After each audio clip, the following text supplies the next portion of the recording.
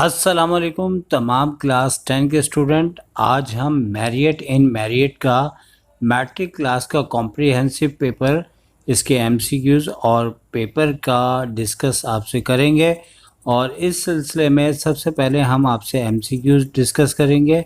Normally 30 होती हैं, इन्होंने 29 एमसीक्यूज़ दी हैं और यकीनी तौर पे कोई इनका अपना टेक्निकल प्रॉब्लम होगा, लेकिन बोर्ड के अंदर 30 एमसीक्यूज़ आएंगी और 30 मार्क्स की होंगी।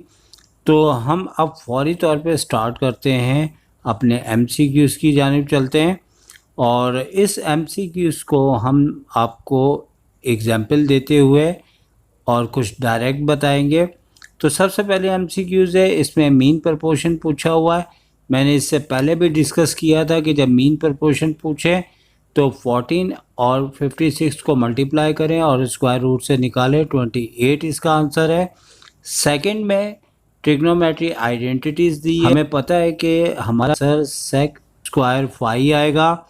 और इसी तरह नंबर 3 पे फौरी तौर पे आते हुए यहाँ पे कहा गया है कि कॉन्ग्रेंट अगर आपके पास कॉर्ड हो तो उसका सेंटर से फासला कितना होगा, वो इको डिस्टेंस होगा, जो कि फिगर में भी आप देख सकते हैं, यानी कि बराबर फासला होगा। अब नंबर 4 है, इसमें sum of the all angle of a triangle. ये सब जानते हैं, बच्चा जानता है कि ट्राइंगल के अंदर के एंगल का सम यानी इंटीरियर एंगल 180 डिग्री होता है।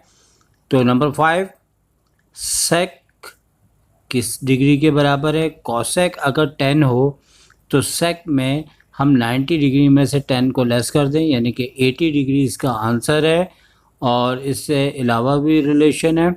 अच्छा, अब यहाँ लिखा हुआ है there are non collinear points can make a dash. Triangle बनाती है, आप देख सकते हैं 3 डॉट अगर एक लाइन में ना हो तो वो ट्राइंगल बनेगा, वेरी सिंपल।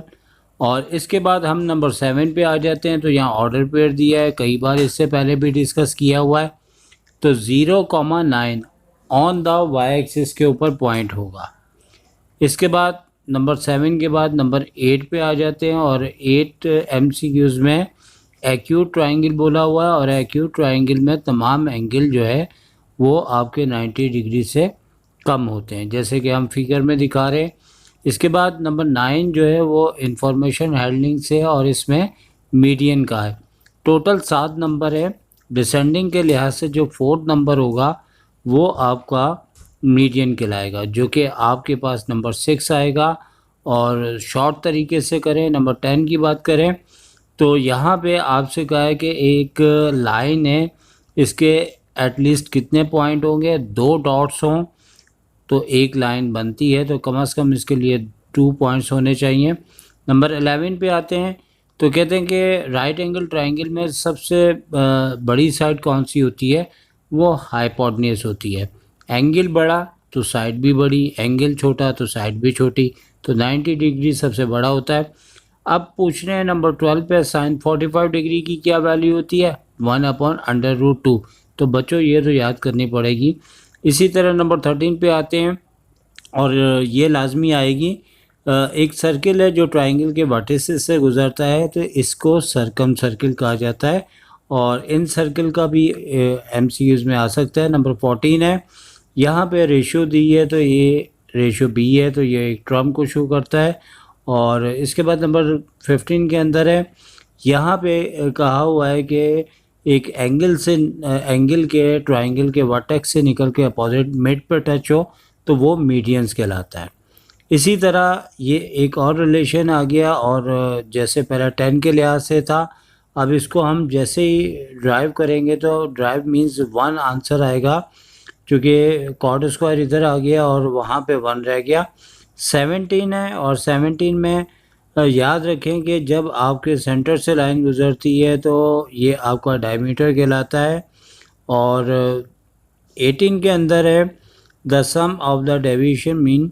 अच्छा, यहाँ पे शॉर्टकट मेथड होता है तो वहाँ पे हमेशा डेविएशन का जो सम है वो 0 होता है, आप याद रख लें या फिर क्वेश्चन के हवाले से देखें। और sine square theta plus cos square theta 1 के बराबर होता है, अगर दोनों की डिग्री सेम है तो इसका आंसर 1 होगा। और अब बारी है 20 की, तो ये एवरेज का अनग्रुप डाटा का फॉर्मूला है, आपके सामने है।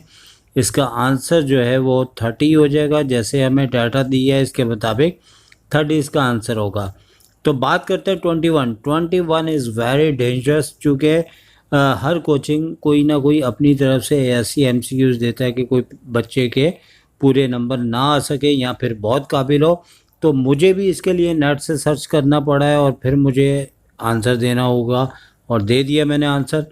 तो अब इसके बाद डुप्लीकेट रेशो है, आपको पता है 3:9 हो, तो डुप्लीकेट में दोनों का स्क्वायर कर देते हैं और हमारे पास जो आंसर आएगा वो यकीनी तौर पे अच्छा, अब 23 है, तो 23 के अंदर हमें इसका सोल्यूशन सेट बताना है। तो आपको दिखा रहे हैं कि कॉमन लेने के बाद 0,10/3 इसका आंसर होगा। 24 है, the point of intersection x and y is called.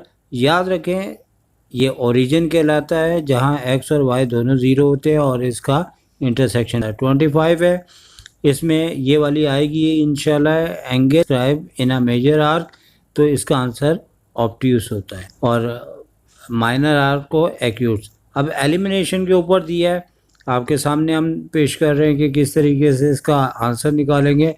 लाजमी इसका ताल्लुक चैप्टर से है और आपने देख लिया, जहाँ प्रॉब्लम हो रोक के देखें आप इसको। अच्छा, क्वाड्रेटिक इक्वेशन का वेरिएबल जो है वो एक्सपोनेंट इसका हमेशा 2 होता है, ठीक है।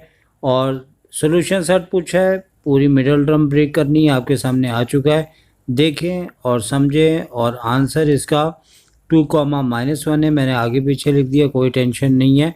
29 लास्ट है और इधर भी आपसे सॉल्यूशन सेट पूछा है। सॉल्यूशन सेट में डबल ब्रैकेट होना चाहिए, वो भी नहीं है, तो इस भी नहीं है और आंसर भी नहीं मौजूद। तो आप देखें, अब पेपर के ऊपर डिस्कस कर लेते हैं थोड़ा सा। तो पेपर में आपको 7 क्वेश्चन कहा गया है, जबकि बोर्ड वालों ने आपको 6 क्वेश्चन कहा हुआ है। तो अब यहाँ पे इन्होंने 7 क्वेश्चन कहा हुआ है और यहाँ एलिमिनेशन के ऊपर दिया जा रहा है वेरिएशन, इंफॉर्मेशन हैंडलिंग और स्क्वायर रूट के ऊपर काफ़ी सारे क्वेश्चन बन रहे हैं।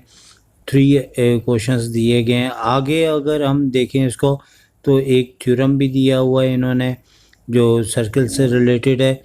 इसके बाद यानी कि हमारा शॉर्ट के अंदर वैसे बोर्ड में 6 क्वेश्चन बोले हैं, लेकिन इन्होंने 7 क्वेश्चन कहा हुआ है। इसी तरह और भी क्वेश्चन आपके सामने आ चुके हैं और थ्योरम के अलावा ट्रिग्नोमेट्री में भी दिए हैं और रेशो कोई ना कोई लाजमी आएगी 30, 45, 60 डिग्री।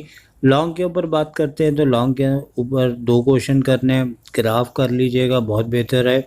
उसके अलावा हमारी जो बुक है उसमें 7, 8 और 10 थ्योरम है, उसमें से एक आने का चांसेस है।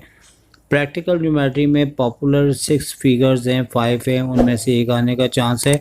तो उम्मीद है कि आपको इस पेपर के मतलब काफ़ी अच्छी इन्फॉर्मेशन हमने दी, MCQs भी समझाए। हम बहुत से एक्सपेरिमेंट कर रहे हैं कि कौन सा एक्सपेरिमेंट शॉर्ट टाइम में आपको बेहतर से बेहतर लगे।